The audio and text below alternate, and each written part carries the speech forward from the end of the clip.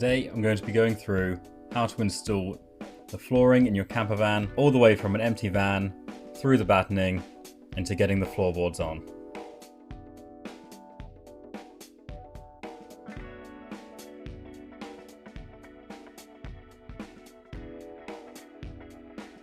So the first step's fairly simple. You've just got to cut your large battens into shape, and all you're trying to do here is just get a decent framework that will support your floor. You can see here it started raining, so we moved inside.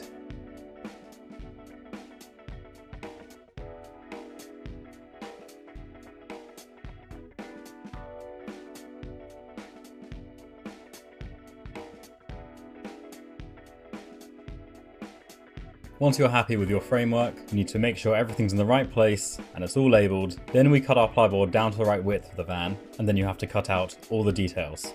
So we've got the floorboard in, kind of, but we need to fill in this gap here, and we've got a bit of an awkward cutout that we have to do. So, in order to get it as accurate as possible, what we need to do is you just line up a ruler with where you're going to be cutting out, and a pencil, and you just kind of move the ruler across like this, obviously with the pencil too, and then you'll come out with an outline.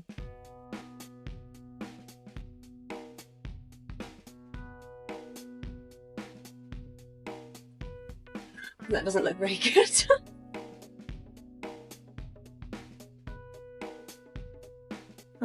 So in here we are Why is yours lower than mine? 68 centimetres out, and up here we are 50. So I don't think either of us have done a fantastic job. And here's the final result. It's not perfect, but this will all be out of sight anyway, really, so it'll do. Then it's just a case of repeat the process until the whole floor is covered.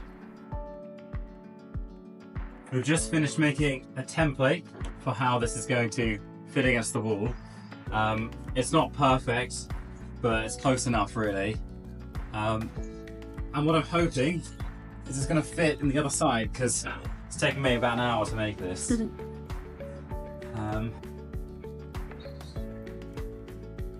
Yeah. That's going to save me a lot of time. Lovely. There we go. Just as we know what we're doing. Right, and props. First time. Give it a push this way. Right.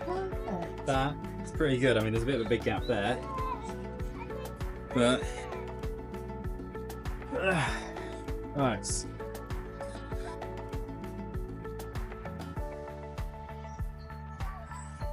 That's a pretty good job.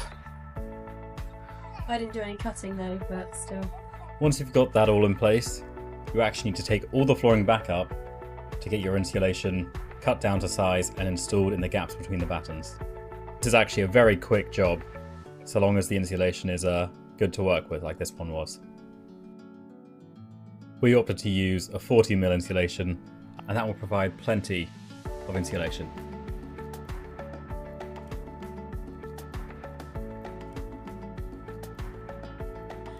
Right, what we're doing now is we're going to glue these battens in place, and then we're going to screw them in place as well for extra sturdiness.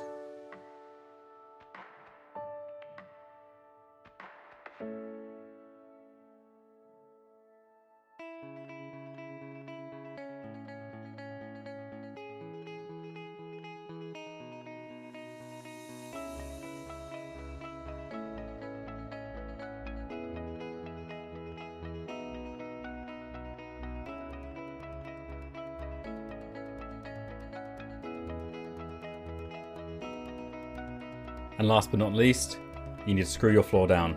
I used about 12 screws per floorboard, and the whole thing is pretty solid. Seems pretty solid. Join me next week to see how I install the electrical system.